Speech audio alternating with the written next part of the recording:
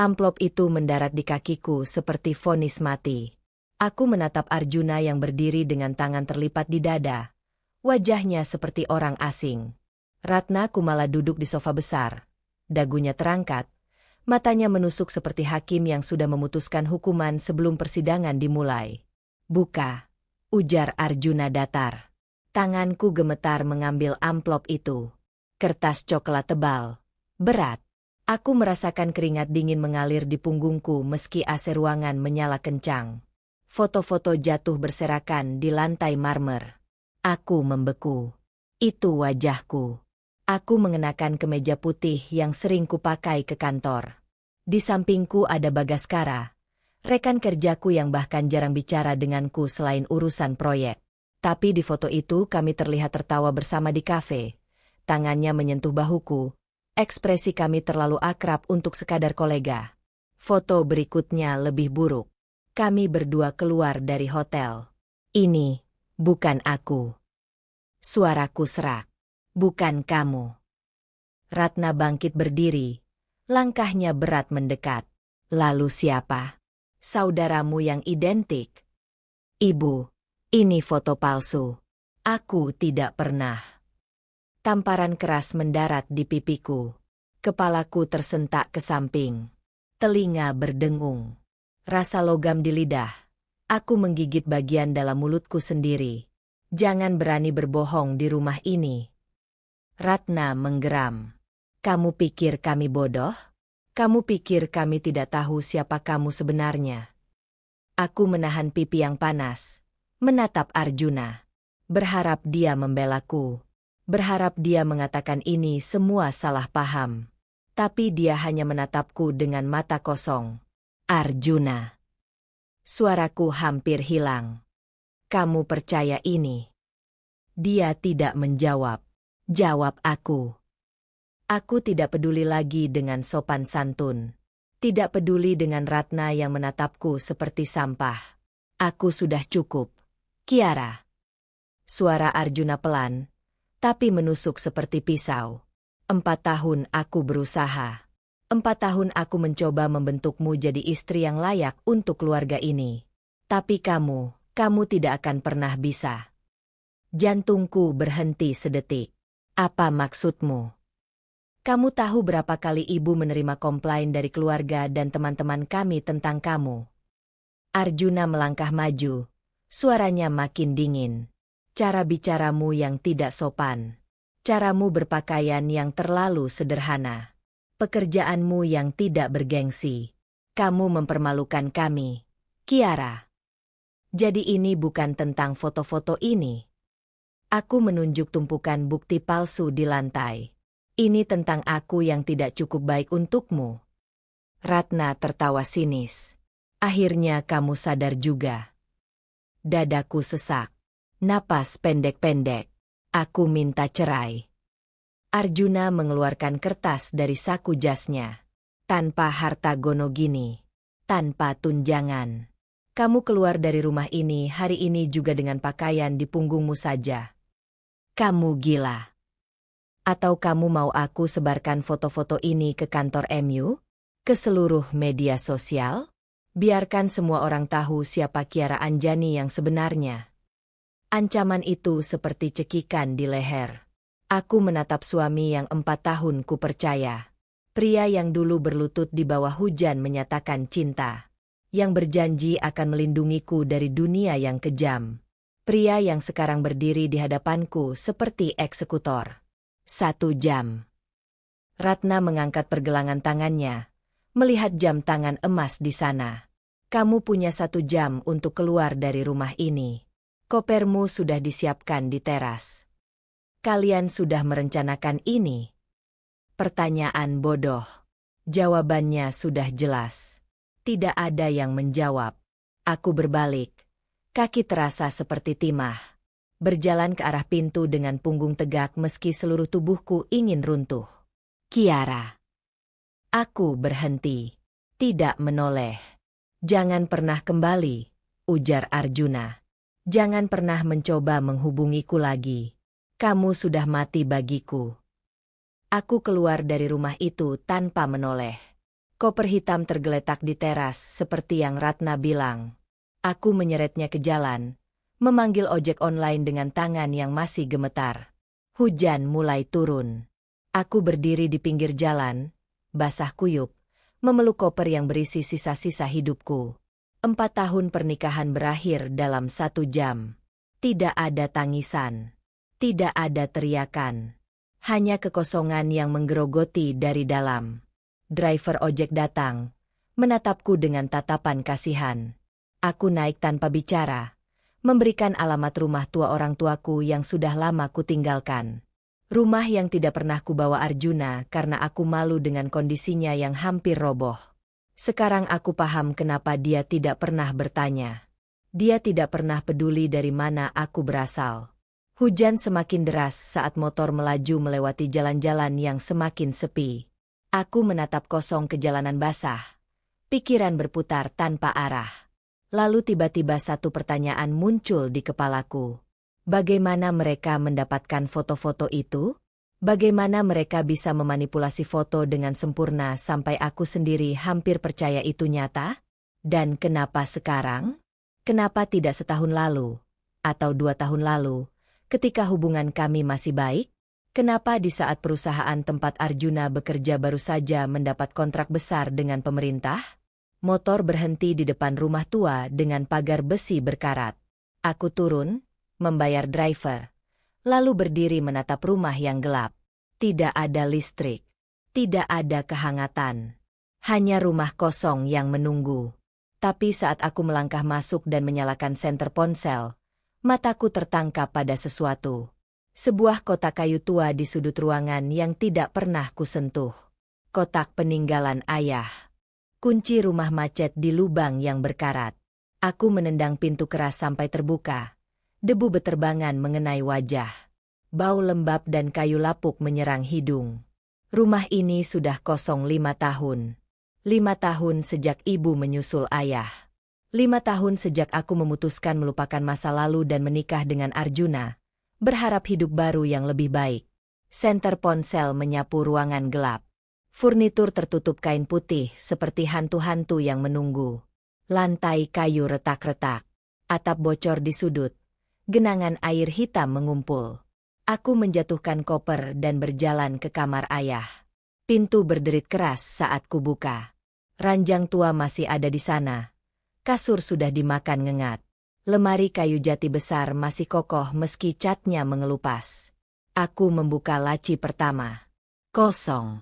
Laci kedua. Hanya kain-kain usang. Laci ketiga macet. Aku menarik keras. Kayu bergesekan kasar. Laci terlepas. Jatuh ke lantai dengan bunyi keras. Di baliknya ada sesuatu. Sebuah amplop coklat tebal direkatkan ke bagian belakang laci dengan lakban yang sudah menguning.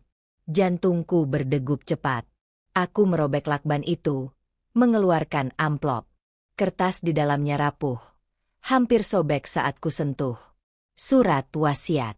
Tanganku bergetar membaca baris pertama. Untuk anakku tercinta, Kiara Anjani. Suara ayah seolah berbisik di telingaku. Aku memaksa diriku terus membaca meski pandangan mulai kabur. Jika kamu menemukan surat ini, berarti aku sudah tidak ada. Ada sesuatu yang perlu kamu tahu tentang keluarga kita. Tentang kenapa kita kehilangan segalanya. Tanganku mencengkeram kertas lebih erat. Ayah adalah pemilik 40% saham PT Arkananta Property, perusahaan yang ayah bangun bersama 2 mitra sejak kamu lahir. Perusahaan itu seharusnya menjadi masa depanmu, warisan yang akan menjaminmu hidup sejahtera. PT Arkananta Property. Nama itu aku kenal. Perusahaan tempat Dharma Mahesa menjabat sebagai direktur utama. Perusahaan tempat Arjuna bekerja sebagai vice president. Napasku tercekat. Tapi tahun 2010, aku dipaksa menjual saham itu jauh di bawah harga wajar. Dharma Mahesa, mitra ayah, mengancam akan melaporkan ayah ke polisi dengan tuduhan pencucian uang. Dia punya bukti yang dia fabrikasi sendiri. Ayah tidak punya pilihan. Ayah menjual saham dengan harga yang tidak masuk akal, dan Dharma mengambil semuanya. Surat itu gemetar di tanganku. Setelah itu, hidup kami hancur. Ibu Emu sakit karena stres. Ayah tidak kuat menghadapi rasa malu ini. Maafkan ayah yang lemah. Nak, maafkan ayah yang tidak bisa melindungimu. Air mataku jatuh ke kertas, membuat tinta memudar. Ayah bunuh diri setahun setelah transaksi itu. Ibu menyusul 3 tahun kemudian, mati karena jantung yang sudah lelah menangis. Dan aku menghabiskan 4 tahun menikah dengan putra lelaki orang yang menghancurkan keluargaku. Aku merobek amplop lebih dalam. Ada dokumen lain di dalamnya. Fotokopi surat perjanjian jual beli saham. Tanggal transaksi, 23 Agustus 2010. Pihak penjual, Darmawan Anjani, ayahku. Pihak pembeli, Dharma Mahesa. Nilai transaksi, 750 juta rupiah. Aku tertawa pahit. 750 juta untuk 40% saham perusahaan properti yang sekarang bernilai ratusan miliar. Ini bukan jual beli. Ini perampokan. Di bagian bawah dokumen ada catatan tulisan tangan ayah dengan tinta merah. Dharma mengancam akan menghancurkan nama baik keluarga kita jika aku tidak menjual. Dia bilang dia punya teman di kepolisian dan kejaksaan. Aku tidak punya pilihan. Demi Kiara, aku tidak boleh masuk penjara. Ponselku jatuh dari tangan, layar retak saat membentur lantai. Aku menikah dengan mereka. Aku tidur di rumah mereka. Aku makan di meja yang dibeli dengan uang hasil menghancurkan keluargaku. Dan mereka membuangku seperti sampah tadi pagi, bahkan tidak tahu siapa aku sebenarnya. Atau mungkin mereka tahu. Mungkin dari awal mereka tahu. Aku bangkit berdiri. Kaki hampir tidak sanggup menopang tubuh. Harus ada yang bisa kupercaya. Harus ada yang tahu kebenaran ini. Aku mengingat-ingat. Ayah pernah punya pengacara pribadi. Pria yang datang ke rumah beberapa kali sebelum ayah meninggal. Namanya Wirawan. Aku mencari nama itu di ponsel yang layarnya retak.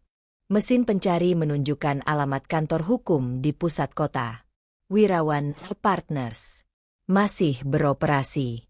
Aku menekan tombol panggil tanpa pikir panjang, meski jam sudah menunjukkan pukul 10 malam. Nada sambung berbunyi 5 kali. Halo, kantor hukum Wirawan Partners. Ada yang bisa? Saya perlu bicara dengan Mas Wirawan. Sekarang. Maaf, Bu. Ini sudah malam. Bapak Wirawan sudah. Katakan nama saya Kiara Anjani. Putri Darmawan Anjani. Hening sejenak. Tunggu sebentar. Detik-detik terasa seperti jam. Aku mendengar bisikan di seberang sana. Langkah kaki terburu-buru. Lalu suara berat seorang pria paruh baya. Kiara. Suaranya bergetar. Kiara Anjani. Ya. Astaga. Astaga. Nak, kamu di mana sekarang? Di rumah lama ayah. Jangan kemana-mana. Aku datang sekarang. Mas Wirawan, saya perlu tahu. Jangan bicara di telepon. Suaranya mendesak, nyaris berbisik. Jangan bicara tentang apapun sampai aku sampai. Kamu mengerti? Nada suaranya membuat bulu kuduku berdiri. Kenapa? Ada apa? Dharma Mahesa punya mata dan telinga di mana-mana. Nak, jika dia tahu kamu sudah menemukan dokumen itu. Dia tidak melanjutkan kalimatnya. Tapi aku mengerti. Aku menutup telepon, menatap dokumen di tanganku. Ini bukan hanya tentang uang. Ini tentang kejahatan yang dikubur selama 15 tahun. Dan aku baru saja menggali kuburan itu. Mobil hitam berhenti di depan rumah tepat 30 menit kemudian. Mas Wirawan turun dengan terburu-buru. Rambut berubahnya acak-acakan, kacamata tebal melorot di hidung. Dia membawa tas kulit besar yang terlihat usang. Kamu baik-baik saja? Dia mengamati wajahku dari atas sampai bawah. Aku tidak menjawab. Hanya menyerahkan dokumen yang kutemukan. Tangannya bergetar saat menerimanya. Dia membaca dalam diam. Rahangnya mengeras setiap baris. Lalu dia menutup mata, menghela napas panjang seperti orang yang akhirnya melepaskan beban bertahun-tahun. Ayahmu menyimpan ini, gumamnya pelan. Dia menyimpan buktinya. Mas Wirawan, katakan semuanya. Sekarang. Dia menatapku lama, lalu mengangguk. Duduk. Nak, ini akan panjang. Kami duduk di lantai kayu yang dingin.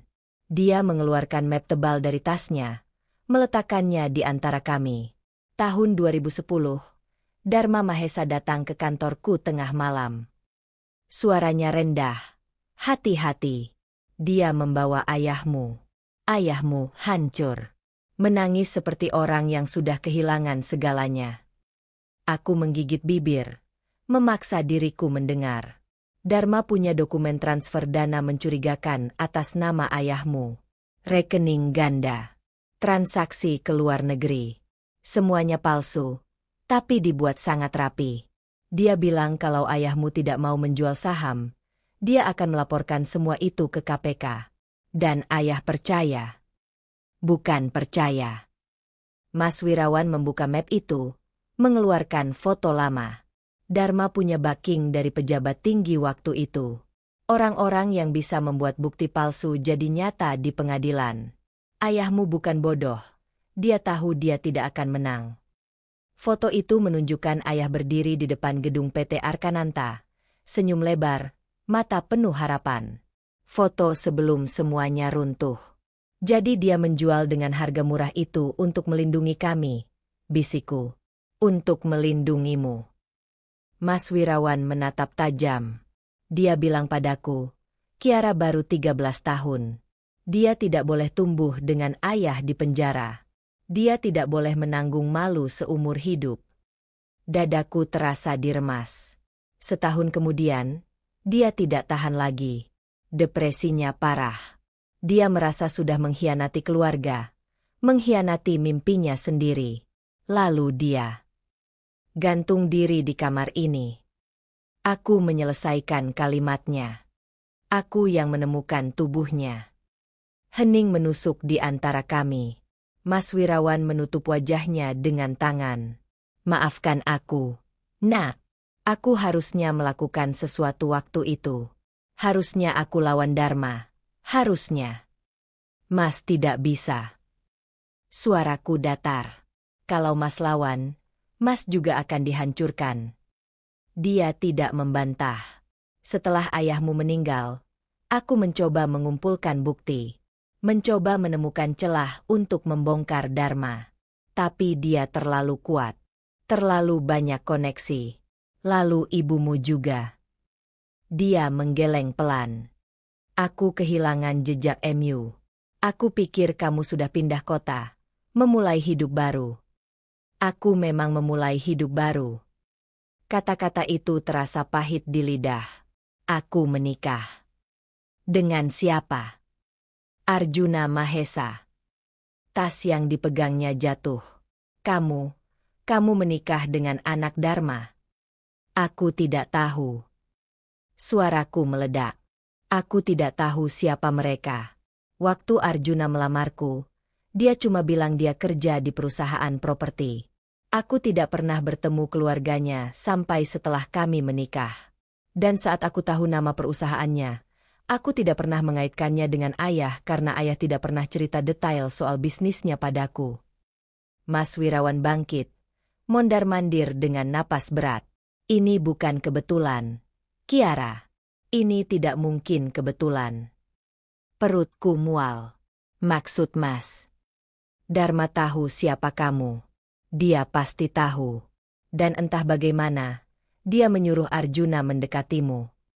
Untuk apa? Untuk memastikan kamu tidak akan pernah menggali masa lalu. Dia berbalik cepat. Kalau kamu jadi bagian dari keluarga mereka, kamu akan loyal pada mereka. Kamu tidak akan pernah curiga. Dan meskipun kamu curiga, kamu tidak akan berani melawan karena itu artinya melawan suamimu sendiri. Lantai terasa bergerak di bawah kakiku. 4 tahun. Suaraku nyaris hilang. 4 tahun aku hidup dengan mereka. Dan sekarang mereka membuangmu.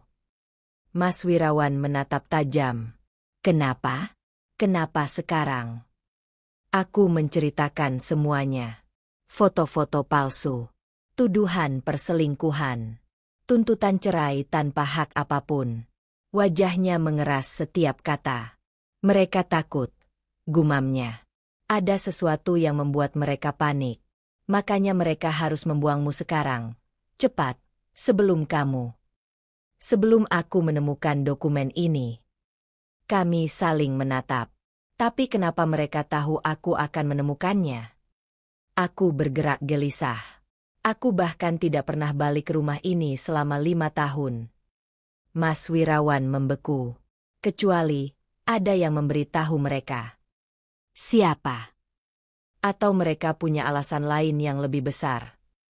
Dia membuka map lagi, mengeluarkan clipping koran. Bulan lalu, pemerintah mengumumkan audit besar-besaran untuk semua perusahaan properti yang dapat tender proyek infrastruktur. PT Arkananta termasuk di dalamnya. Aku merenggut clipping itu. Audit akan membongkar semua transaksi mencurigakan dari awal berdiri perusahaan, lanjut Mas Wirawan. Termasuk transaksi saham tahun 2010.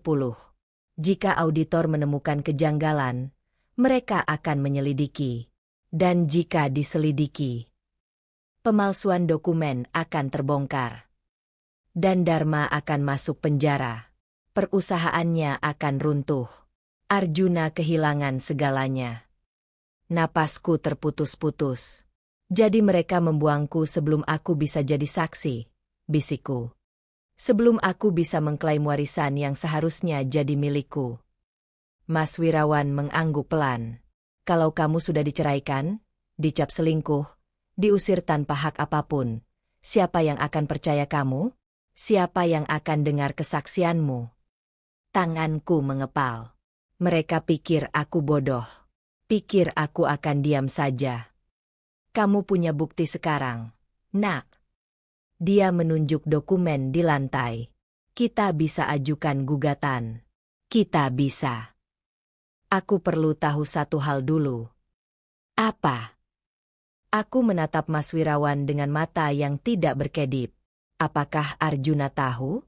Sejak awal. Apakah dia tahu siapa aku? Pertanyaan yang akan menentukan apakah 4 tahun pernikahanku benar-benar cinta, atau hanya sandiwara terencana dari awal.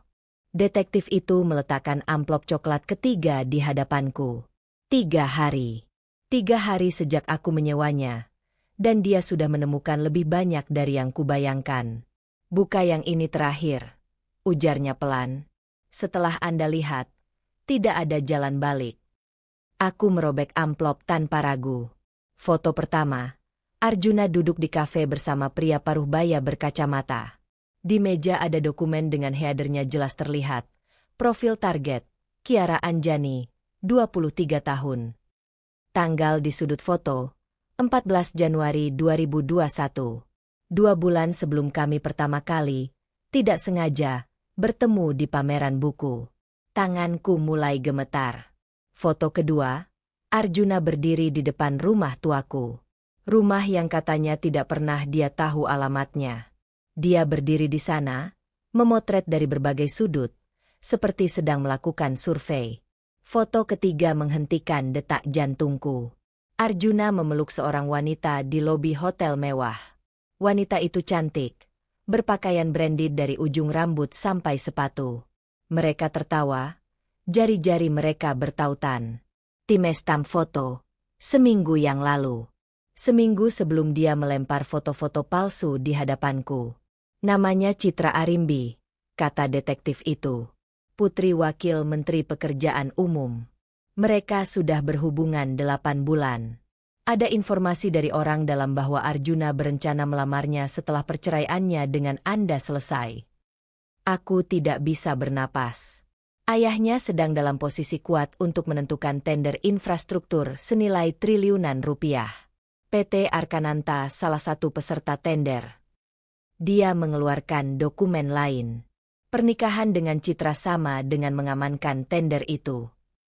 Jadi aku dibuang karena ada yang lebih menguntungkan. Detektif tidak menjawab. Tidak perlu. Tapi ini bukan yang terburuk, lanjutnya sambil mengeluarkan rekaman audio player kecil. Saya berhasil merekam percakapan Arjuna dengan ayahnya 3 hari lalu. Dia menekan tombol play. Suara Dharma terdengar jelas. Kamu yakin dia tidak akan curiga? Dia terlalu polos. Ayah. Suara Arjuna, suara yang pernah membisikkan kata cinta di telingaku, terdengar dingin. 4 tahun aku membuatnya percaya dia tidak cukup baik. 4 tahun dia tidak pernah berani bertanya tentang apapun. Dia tidak akan melawan. Bagus. Setelah cerai, kita pastikan dia tidak dapat apa-apa. Tidak ada harta gono gini, tidak ada tunjangan. Sudah diurus. Foto-foto dari Hendrik sudah sempurna. Dia terlihat benar-benar selingkuh. Tertawa mereka membuat perutku mual. Kamu tahu, ayah sempat khawatir waktu kamu bilang mau nikahi anak Darmawan. Lanjut Dharma. Takut kamu jadi sayang beneran. Sayang. Arjuna tertawa sinis. Pada wanita yang bahkan tidak tahu siapa orang tuanya sendiri? Yang tidak pernah curiga kenapa aku pilih dia dari semua wanita di Jakarta? Dia terlalu mudah. Ayah. Terlalu mudah dipermainkan. Rekaman berhenti. Ruangan berputar. Detektif menatapku dengan tatapan kasihan. Maaf, Bu. Tapi Anda harus tahu. Aku bangkit berdiri. Kaki hampir tidak kuat menopang. Ada lagi. Suaraku asing di telingaku sendiri. Satu lagi. Dia ragu sejenak. Pertemuan pertama Anda dengan Arjuna di pameran buku 4 tahun lalu. Itu bukan kebetulan. Saya menemukan bukti transfer dari rekening Dharma Mahesa ke event organizer pameran tersebut. Arjuna membayar agar nama Anda masuk daftar undangan VIP dan ditempatkan di area yang sama dengannya. Napas terakhir itu keluar dari paruku. Tidak ada yang nyata. Tidak ada satupun yang nyata. Pertemuan pertama yang romantis. Diatur. Perkenalan yang terasa takdir. Dibayar. 4 tahun pernikahan. Sandiwara terencana. Saya mengumpulkan semua bukti ini untuk Anda. Detektif menyerahkan flash disk. Rekaman, foto, dokumen transfer. Semuanya asli dan bisa dipakai di pengadilan. Aku menerima flash disk itu. Benda kecil seberat timah di telapak tanganku. Ada yang mau Anda lakukan dengan informasi ini? Tanyanya hati-hati. Aku menatap flash disk itu lama. Lalu aku mengangkat kepala. Menatap detektif dengan mata yang tidak berkedip. Cari tahu segala hal tentang Dharma Mahesa. Setiap transaksi mencurigakan. Setiap suap. Setiap pemalsuan. Setiap orang yang dia pernah hancurkan. Saya tidak peduli berapa biayanya. Anda mau melawan mereka? Melawan. Aku tersenyum tipis tanpa kehangatan. Tidak. Aku mau menghancurkan mereka sampai tidak tersisa apa-apa. Detektif mengangguk perlahan. Saya akan mulai besok. Setelah dia pergi, aku duduk sendirian di rumah tua yang dingin ini. Tidak ada air mata. Tidak ada tangisan. Hanya kekosongan yang aneh. Seperti ada bagian dariku yang mati malam itu. Bagian yang masih percaya pada kebaikan, pada cinta, pada keadilan. Aku membuka laptop, memasukkan flash disk. Ratusan file tersusun rapi. Foto-foto, rekaman, dokumen. 4 tahun hidupku terdokumentasi dengan sempurna, bukan sebagai kenangan indah, tapi sebagai bukti kejahatan. Ponselku berdering. Nomor tidak dikenal. Aku mengangkat. Halo. Kiara. Suara Arjuna. Kita perlu bicara. Jantungku tidak berdegup lebih cepat. Tidak ada reaksi apapun. Tentang apa? Tentang perceraian kita. Aku pikir kita bisa selesaikan ini secara baik-baik. Tidak perlu sampai ke pengadilan. Baik-baik. Aku tertawa hambar. Maksudmu aku terima semua tuduhanmu, tanda tangan surat cerai, dan pergi tanpa apa-apa. Kiara, jangan bikin susah. Kamu tahu kamu tidak punya apa-apa. Tidak punya uang untuk pengacara. Tidak punya bukti. Aku punya bukti. Hening di seberang sana. Apa maksudmu? Foto-foto MU dengan Citra Arimbi. Rekaman percakapanmu dengan ayahmu. Bukti transfer untuk membeli fotografer yang bikin foto palsu itu. Dan yang paling menarik, bukti kalau pertemuan kita 4 tahun lalu itu diatur. Suara napasnya terdengar berat di telepon. Kamu, dari mana kamu? Kamu pikir aku bodoh selamanya? Suaraku tenang, terlalu tenang. Kamu pikir aku akan percaya begitu saja dan pergi diam-diam? Kiara, dengarkan. Tidak. Aku memotong. Sekarang kamu yang dengar. Aku akan menghancurkan kalian. Kamu, ayahmu, perusahaan kalian, nama baik kalian. Aku akan buat kalian merasakan apa yang keluargaku rasakan. Apa yang ayahku rasakan sebelum dia gantung diri. Tunggu, apa maksudmu? Aku menutup telepon. 3 detik kemudian, telepon berdering lagi. Aku matikan. Pesannya mulai masuk bertubi-tubi. Aku blokir nomornya. Lalu aku menelepon Mas Wirawan. Mas, siapkan gugatan. Aku mau ajukan sekarang. Sekarang? Tapi bukti. Aku sudah punya semuanya. Aku menatap layar laptop yang penuh dengan file-file itu. Dan aku mau mereka membayar untuk setiap detik kebohongan yang mereka buat. Berita itu muncul di halaman utama semua portal media pagi itu. Skandal saham ilegal. Putri korban gugat konglomerat properti. Teleponku tidak berhenti berdering. Nomor-nomor asing. Wartawan. Aku matikan semua. Mas Wirawan menelepon jam 7 pagi. Kiara, kamu lihat berita. Lihat. Kantorku sudah dikerumuni wartawan sejak subuh. Mereka mau statement darimu. Biarkan mereka tunggu. Aku menutup tirai jendela yang sudah ada 3 kamera terarah ke rumahku. Biar Dharma yang rasakan dulu dikejar-kejar. Saham PT Arkananta anjlok 18% dalam 1 jam pertama trading. Investor panik. Beberapa mitra bisnis mulai menarik diri. Aku tersenyum tipis. Bagus. Tapi Kiara, ini baru awal. Mereka pasti akan. Ketukan keras di pintu memotong percakapan. Ada orang. Bisikku. Jangan buka pintu untuk siapapun. Dengar? Siapapun. Aku menutup telepon. Melirik ke jendela. Mobil hitam terparkir di depan rumah. Mobil yang kukenal. Mobil Arjuna. Ketukan semakin keras. Berubah jadi gebukan. Kiara. Aku tahu kamu di dalam. Buka pintunya. Suaranya pecah. Putus asa. Aku berdiri diam di belakang pintu. Mendengar napasnya yang berat di luar sana. Kiara. Kumohon.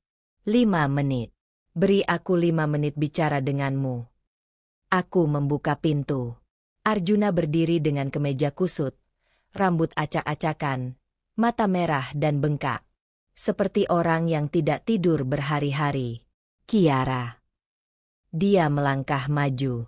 Aku mengangkat tangan, menghentikannya. Jangan masuk. Bicara dari sana. Dia membeku di ambang pintu, menatapku seperti orang yang melihat hantu. Kamu tidak bisa lakukan ini, ujarnya pelan. Kamu tidak bisa hancurkan keluargaku seperti ini. Keluargamu. Aku tertawa tanpa suara. Keluarga yang membuangku seperti sampah 2 minggu lalu. Itu salah. Aku akui itu salah. Suaranya meninggi. Tapi kamu tidak tahu tekanan yang aku dapat dari ayah. Dia yang suruh aku. Suruh kamu berbohong selama 4 tahun. Dia terdiam. Suruh kamu pura-pura cinta padaku? Suruh kamu dekati aku sejak awal dengan rencana busuk. Aku melangkah lebih dekat. Atau itu inisiatif MU sendiri? Kiara. Aku. Jawab aku. Teriakanku mengejutkan kami berdua. Arjuna mundur selangkah. Tangannya gemetar. Awalnya memang rencana ayah. Suaranya nyaris berbisik. Dia yang suruh aku dekati kamu. Tapi aku bersumpah, setelah kita menikah, aku benar-benar apa? Cinta. Kata itu terasa seperti racun di lidahku. Sambil kamu bikin aku merasa tidak berguna? Sambil kamu biarkan ibumu rendahkan aku setiap hari? Sambil kamu selingkuh dengan Citra? Wajahnya pucat. Kamu tahu tentang Citra? Aku tahu semuanya. Arjuna. Aku mengeluarkan ponsel, membuka folder foto. Aku tahu kamu bayar fotografer buat bikin foto palsu. Aku tahu kamu atur pertemuan kita di pameran buku. Aku tahu kamu dan ayahmu rencanakan semua ini dari awal. Dia merosot ke lantai, punggung bersandar di kusen pintu. Tidak, kamu tidak boleh tahu. Kenapa? Karena rencana kalian jadi berantakan. Aku jongkok di hadapannya, memaksanya menatapku. Karena kalian pikir aku akan tetap bodoh selamanya. Air matanya jatuh. Pemandangan itu harusnya membuatku tersentuh. Dulu, melihatnya menangis akan membuat hatiku remuk. Sekarang aku hanya merasa mual. Aku minta maaf. Dia mengulurkan tangan mencoba meraihku. Aku menepis tangannya kasar. Jangan sentuh aku. Kiara, kumohon. Tarik gugatan itu. Aku akan cerai dari Citra. Aku akan balikin semua hartamu. Aku akan kasih apapun yang kamu mau. Apapun. Dia mengangguk cepat. Mata berbinar penuh harapan bodoh. Kalau aku mau kamu dan ayahmu masuk penjara. Harapan itu mati seketika. Kamu tidak bisa. Aku bisa. Aku berdiri. Aku punya semua bukti. Pemalsuan dokumen. Penggelapan pajak. Suap. Ancaman. Dan yang terbaru, rekaman percakapanmu dengan ayahmu yang membahas gimana kalian mainkan aku. Rekaman? Kamu rekam kami. Detektif yang kurekrut lebih pintar dari yang kalian kira. Arjuna bangkit berdiri dengan panik, meraih pundakku. Kiara, dengarkan. Aku tahu aku salah. Aku tahu aku menyakitimu. Tapi tolong, jangan hancurkan ayah. Dia sudah tua. Dia tidak akan tahan penjara. Aku menatap tangannya yang mencengkeram pundakku. Ayahku juga tidak tahan tekanan yang Dharma beri. Suaraku dingin seperti es. Tapi Dharma tidak peduli. Dia tetap hancurkan ayahku sampai bunuh diri. Cengkeraman Arjuna melonggar. Dan kamu tahu yang paling menyakitkan. Aku mendorong dadanya pelan. Bukan karena kamu bohong. Bukan karena kamu selingkuh. Tapi karena kamu buat aku percaya aku tidak berharga. 4 tahun kamu tanam pikiran itu di kepalaku. 4 tahun kamu buat aku merasa aku tidak cukup baik. Maafkan aku. Maaf tidak mengembalikan ayah dan ibuku. Arjuna terduduk lagi. Kali ini benar-benar hancur. Tubuhnya bergetar. Tangisannya pecah jadi isakan keras. Lalu dia berlutut. Berlutut di hadapanku dengan tangan terlipat seperti orang yang memohon ampun. Aku mohon. Kiara. Aku mohon. Aku akan lakukan apapun. Aku akan jadi saksi melawan ayah kalau kamu mau. Aku akan kasih semua dokumen internal perusahaan. Asal kamu jangan hancurkan aku. Kumohon. Aku menatapnya lama. Pria yang dulu berdiri tegap, percaya diri, menguasai ruangan manapun dia masuki. Sekarang berlutut di kakiku seperti pengemis. Aku mengeluarkan ponsel, menekan tombol rekam. Ulangi, perintahku dingin. Ulangi semua yang kamu bilang. Bahwa kamu dan ayahmu rencanakan ini dari awal. Bahwa kamu bohong soal cinta. Bahwa kamu sengaja buat aku merasa rendah. Katakan semuanya. Dia menatapku dengan mata penuh ketakutan. Kamu mau rekam aku? Ya. Kalau kamu benar-benar minta maaf, buktikan. Ngaku di depan rekaman ini. Arjuna membuka mulut, menutupnya lagi. Tangannya mengepal-mengepal. Aku tidak bisa. Tidak bisa, atau tidak mau. Aku berjongkok, mendekatkan ponsel ke wajahnya. Ini kesempatan terakhirmu, Arjuna. Ngaku sekarang, atau aku pastikan kamu tenggelam bersama ayahmu. Keheningan menegang di antara kami. Lalu dia membuka mulut. Aku, Arjuna Mahesa, mengakui bahwa pernikahanku dengan Kiara Anjani adalah bagian dari rencana keluargaku untuk memastikan dia tidak mengetahui kejahatan yang dilakukan ayahku terhadap keluarganya. Suaranya bergetar, tapi dia terus bicara. Setiap kata yang keluar adalah paku di peti mati mereka. Setelah selesai, aku mematikan rekaman. Sekarang pergi. Kiara. Pergi. Aku menunjuk pintu. Arjuna bangkit dengan goyah, menatapku dengan mata yang sudah kosong. Kamu berubah, bisiknya. Kamu bukan Kiara yang kukenal lagi. Bagus. Aku tersenyum tipis tanpa kehangatan. Karena aku bukan istrimu lagi, Arjuna. Aku musuhmu. Dia berbalik, berjalan tertatih ke mobilnya. Aku menutup pintu, bersandar di sana sambil memeluk ponsel yang berisi rekaman tadi. Lalu aku mengirim file itu ke Mas Wirawan dengan satu pesan. Bukti tambahan. Gunakan di pengadilan. Balasannya datang cepat. Dengan ini, kita pasti menang. Tapi menang tidak terasa seperti kemenangan. Hanya terasa seperti keadilan yang tertunda terlalu lama. Palu hakim mengetuk meja 3 kali. Ruang sidang seketika hening seperti kuburan.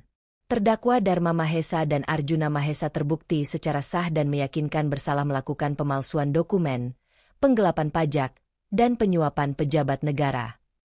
Dharma bangkit dari kursinya. Wajah merah padam. Ini tidak adil. Hakim telah disuap oleh. Terdakwa dimohon duduk. Hakim membentak. Atau saya tambahkan dakwaan penghinaan terhadap pengadilan. Pengacara Dharma menarik paksa ayah mertuaku kembali ke kursi. Aku duduk di bangku penonton, menatap mereka tanpa ekspresi. Mas Wirawan di sebelahku tersenyum tipis, mencatat setiap kata hakim. Dengan ini, pengadilan memerintahkan pengembalian 40% saham PT Arkananta Properti kepada ahli waris sah Darmawan Anjani, yaitu Kiara Anjani. Terdakwa juga diwajibkan membayar ganti rugi sebesar 50 miliar rupiah atas kerugian material dan imaterial. Arjuna menatapku dari seberang ruangan. Matanya kosong. Sudah tidak ada lagi arogansi yang biasa kulihat. Terdakwa Dharma Mahesa dijatuhi hukuman penjara selama 12 tahun. Terdakwa Arjuna Mahesa dijatuhi hukuman penjara selama 7 tahun. Ratna Kumala yang duduk di barisan belakang menjerit. Tangisannya pecah. Tubuhnya limbung sampai harus ditopang oleh orang di sebelahnya. Aku tidak menoleh. Palu hakim mengetuk terakhir kali. Sidang ditutup. Wartawan berkerumun begitu aku keluar dari ruang sidang. Mikrofon dan kamera menghujani dari segala arah. Bu Kiara, bagaimana perasaan Anda? Apakah Anda akan memaafkan mantan suami? Apa rencana Anda dengan saham yang dikembalikan? Mas Wirawan menghalau mereka, membuka jalan untukku ke mobil yang sudah menunggu. Tidak ada komentar, ujarnya tegas. Kami masuk mobil. Pintu tertutup meredam suara kacau di luar. Kamu menang, nak. Mas Wirawan menatapku. Kamu benar-benar menang. Tapi dadaku terasa hampa. Tidak ada euforia. Tidak ada kegembiraan. Hanya kekosongan dingin yang aneh. Nilai saham itu sekarang berapa? Tanyaku pelan. Terakhir valuasi, 40% saham PT Arkananta bernilai sekitar 3,2 triliun rupiah. Dia membuka tablet, menunjukkan laporan keuangan. Kamu sekarang pemilik mayoritas. Kamu bisa ambil alih perusahaan sepenuhnya. 3 triliun. Angka yang bahkan tidak bisa kubayangkan 6 bulan lalu. Pengurus sementara sudah ditetapkan pengadilan. Mereka menunggu keputusanmu. Apakah kamu mau jual saham atau jalankan perusahaan sendiri? Aku mau jalankan sendiri. Mas Wirawan tersenyum. Aku tahu kamu akan bilang begitu. Mobil melaju melewati gedung-gedung tinggi Jakarta. Aku menatap keluar jendela, melihat kota yang dulu terasa asing sekarang menjadi milikku. Ponselku berdering. Nomor tidak dikenal. Aku angkat. Halo. Kiara. Suara Citra Arimbi. Suara yang pernah kudengar di rekaman detektif. Kita perlu bicara. Tidak ada yang perlu dibicarakan.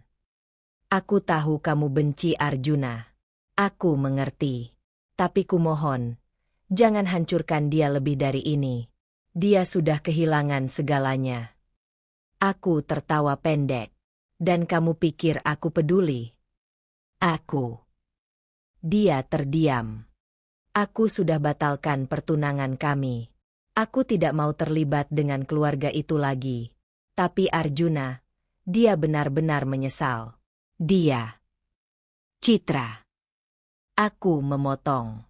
Aku tidak peduli apa yang dia rasakan. Dia buat keputusan. Sekarang dia hadapi konsekuensinya. Sama seperti ayahnya. Tapi. Aku tutup telepon. Mas Wirawan melirikku. Citra Arimbi. Dia coba bela Arjuna. Lucu, kan? Wanita yang dia selingkuhi istrinya demi, sekarang juga ninggalin dia. Karma memang nyata. Kami tiba di kantor pusat PT Arkananta. Gedung 25 lantai dengan logo besar di atapnya. Gedung yang dibangun dengan saham curian dari ayahku. Sekarang gedung ini milikku. Satpam membukakan pintu, membungkuk hormat. Selamat datang, Bu Kiara. Semua karyawan di lobi berdiri, membungkuk saat aku lewat. Bisikan terdengar di mana-mana. Itu dia pemilik barunya. Dia yang menang sidang melawan Pak Dharma. Cantik juga ternyata. Aku masuk lift khusus ke lantai 25, ruang direktur utama. Pintu terbuka langsung ke ruangan luas dengan pemandangan Jakarta dari kaca besar. Meja kayu jati besar di tengah. Kursi kulit yang megah. Ini dulu ruangan Dharma. Sekarang milikku. Aku duduk di kursi itu, merasakan beratnya kekuasaan di pundakku. Ketukan pintu. Masuk. Sekretaris masuk dengan raut gugup.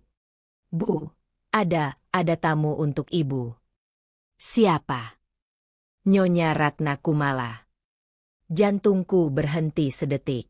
Suruh dia masuk.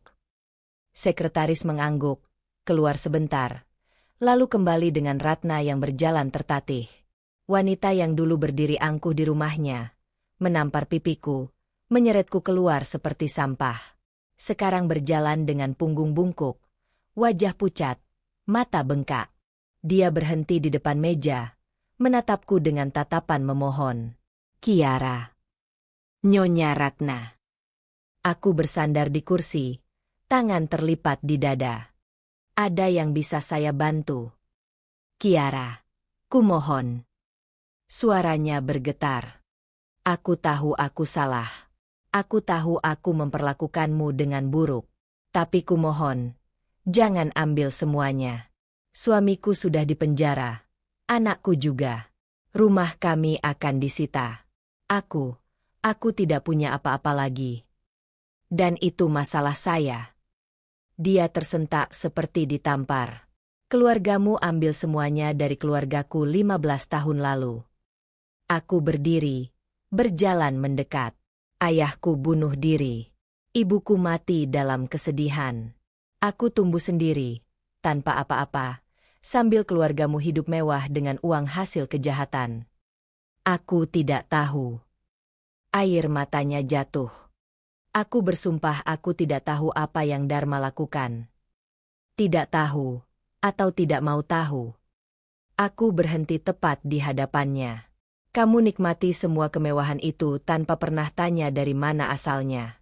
Kamu rendahkan aku, hina aku, perlakukan aku seperti kotoran di bawah sepatumu. Dan sekarang kamu minta belas kasihan. Ratna berlutut. Berlutut di hadapanku dengan tangan terlipat. Sama seperti Arjuna waktu itu.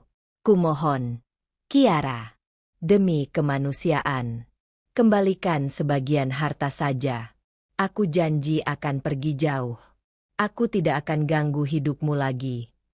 Aku menatapnya lama. Wanita yang dulu tampak seperti ratu di istananya, sekarang merangkak di kakiku. Tidak. Kata itu jatuh seperti vonis mati. Kiara, keluar dari kantorku. Sekarang. Ratna menatapku dengan mata penuh ketakutan dan kebencian yang mulai muncul. Kamu akan menyesal. Suatu hari kamu akan. Satpam. Aku menekan interkom. 2 satpam besar masuk, mengangkat Ratna dari lantai. Lepaskan aku. Kiara, kamu tidak bisa lakukan ini. Kamu. Pintu tertutup, memotong teriakannya. Keheningan kembali. Aku kembali ke kursi, menatap kota Jakarta yang berkilauan di bawah. Tidak ada kepuasan. Tidak ada kebahagiaan. Hanya keadilan yang dingin, hampa, tapi final. 6 bulan kemudian, aku berdiri di depan 200 karyawan PT Arkananta di aula besar. Mulai hari ini, perusahaan ini tidak hanya mengejar profit. Suaraku bergema lewat mikrofon. Kita akan membuka divisi khusus untuk membantu korban penipuan korporat mendapatkan keadilan hukum. Gratis. Tepuk tangan memenuhi ruangan. Mas Wirawan tersenyum bangga dari barisan depan. Ayahmu pasti bangga, nak, bisiknya setelah acara selesai. Ini yang seharusnya dia lakukan kalau masih hidup. Aku menatap logo baru perusahaan yang terpajang di dinding. Aku cuma melanjutkan mimpinya. Hari-hari berlalu dalam kesibukan membangun kembali reputasi perusahaan. Media yang dulu menyorot skandal, sekarang meliput program keadilan sosial kami. Putri korban penipuan ubah perusahaan jadi garda terdepan keadilan korporat. Saham naik 35% dalam 3 bulan. Investor baru berdatangan. PT Arkananta lahir kembali. Kali ini dengan pondasi kejujuran, bukan kejahatan. Suatu sore, aku keluar kantor jam 7 malam seperti biasa. Langit Jakarta sudah gelap. Lampu gedung-gedung menyala. Di parkiran bawah tanah, sosok familiar berdiri di samping mobilku. Arjuna. Aku berhenti melangkah. Jantung tidak berdebar. Hanya kekosongan biasa yang muncul setiap melihatnya. Dia kurus. Jauh lebih kurus dari terakhir kali kulihat 6 bulan lalu. Jas murahan yang kusut. Sepatu lusuh. Wajahnya penuh kerutan baru. Matanya cekung. Kiara. Suaranya serak. Aku tidak menjawab. Hanya berjalan melewatinya menuju mobil. Tunggu. Kumohon. 1 menit saja.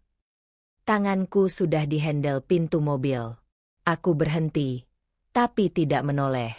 Aku bekerja sebagai staf administrasi di perusahaan ekspedisi kecil di Tangerang. Dia tertawa pahit. Gaji 4,5 juta sebulan. Tinggal di kontrakan sempit. Naik angkot setiap hari. Aku membuka pintu mobil. Aku tahu aku tidak berhak minta apapun darimu. Aku tahu aku sudah hancurkan hidupmu. Tapi aku cuma mau kamu tahu. Aku menyesal. Setiap hari aku menyesal. Aku masuk ke mobil. Menutup pintu. Jendela masih terbuka. Arjuna berjongkok di samping mobil. Menatapku dengan mata yang hampir mati. Aku kehilangan segalanya. Harta, jabatan, nama baik. Citra meninggalkan aku. Teman-teman menghindari aku. Bahkan ibu. Ibu sakit stroke sebulan lalu. Dia lumpuh sebelah badan sekarang. Informasi itu seharusnya membuatku merasa sesuatu. Tapi tidak ada apa-apa. Ayah masih di penjara. Aku kunjungi dia seminggu sekali. Dia sudah seperti orang gila. Terus bicara sendiri, marah-marah pada bayangan. Aku menyalakan mesin mobil. Kiara, kumohon, tatap aku. Setidaknya tatap aku sebentar. Aku menoleh, menatapnya untuk pertama kali. Mata kami bertemu. Dan aku tidak merasakan apa-apa. Tidak ada benci. Tidak ada sakit. Tidak ada apa-apa. Dia sudah jadi orang asing. Apa kamu? Suaranya bergetar. Apa kamu tidak merasa apa-apa melihatku seperti ini? Tidak. Satu kata. Dingin. Final. Air matanya jatuh. Aku dulu suamimu. Kamu dulu aktorku. Aku meralat. Aktor yang dibayar untuk perankan cinta palsu selama 4 tahun. Tapi ada momen nyata. Ada saat-saat di mana aku benar-benar. Jangan. Aku memotong.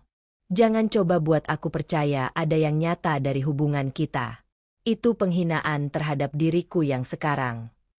Arjuna mundur. Tersandung kakinya sendiri. Kamu berubah total. Kamu jadi dingin. Jadi apa? Kuat. Aku tersenyum tipis. Ya, aku berubah. Karena aku harus. Karena kalian buat aku harus.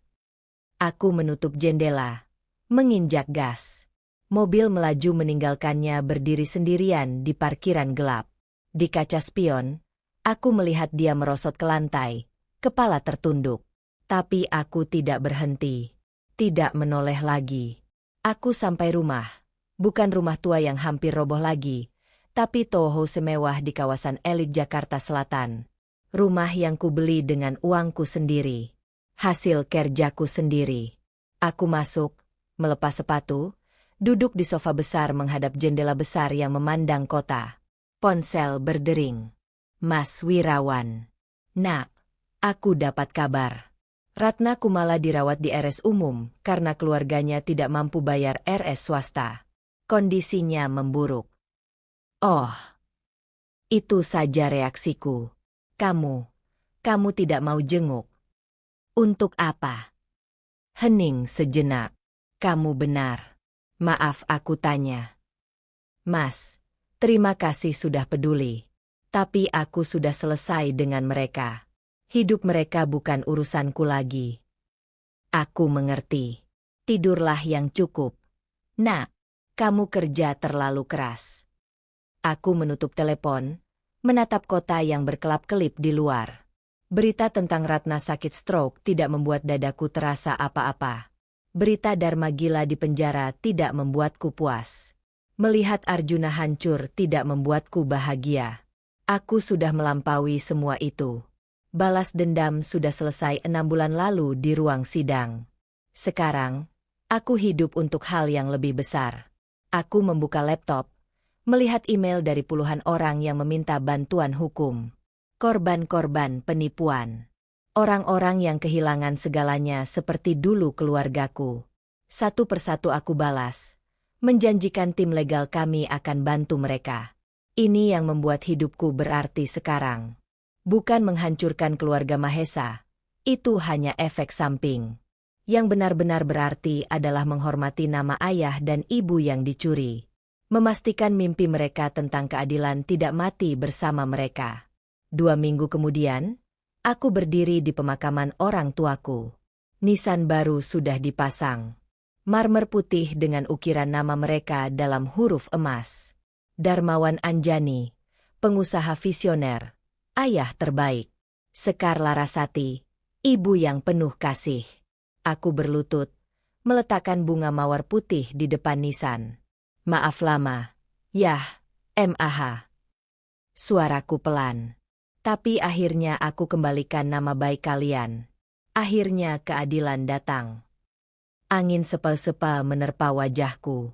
Perusahaan yang ayah bangun sekarang lebih besar dari sebelumnya. Dan aku pastikan tidak akan dipakai untuk kejahatan lagi. Aku janji. Aku berdiri, menatap Nisan terakhir kali. Kalian bilang aku masih kecil waktu itu. Bilang aku harus dilindungi dari kebenaran. Tapi kebenaran akhirnya menemukan jalannya sendiri, kan? Aku berbalik, berjalan kembali ke mobil. Mas Wirawan menungguku di sana, bersandar di kap mobil. Sudah selesai. Sudah. Lega. Aku mengangguk. Lebih dari itu. Damai. Kami naik mobil, melaju meninggalkan pemakaman. Ngomong-ngomong, ada proposal kerjasama dari LSM Perlindungan Konsumen, kata Mas Wirawan. Mereka mau kita jadi mitra hukum untuk kasus-kasus besar. Terima. Jadwalkan meeting minggu depan. Kamu yakin? Itu artinya beban kerja berlipat. Aku tidak membangun ini untuk santai-santai, Mas. Aku tersenyum. Aku membangun ini untuk pastikan tidak ada lagi kiara-kiara lain di luar sana yang harus kehilangan orang tua karena penjahat berdasi. Mas Wirawan mengangguk. Matanya berkaca-kaca. Ayahmu akan sangat bangga. Mobil melaju melewati gedung PT Arkananta yang menjulang tinggi. Gedung yang dulu dibangun dengan air mata dan darah keluargaku. Sekarang berdiri sebagai monumen keadilan. Dan aku, gadis yang dulu dianggap aib keluarga, yang dibuang seperti sampah, sekarang menjadi pemiliknya. Bukan karena dendam, tapi karena kebenaran tidak pernah benar-benar mati. Hanya tertunda. Dan ketika saatnya tiba, kebenaran akan melumat semua yang berdiri menghalanginya.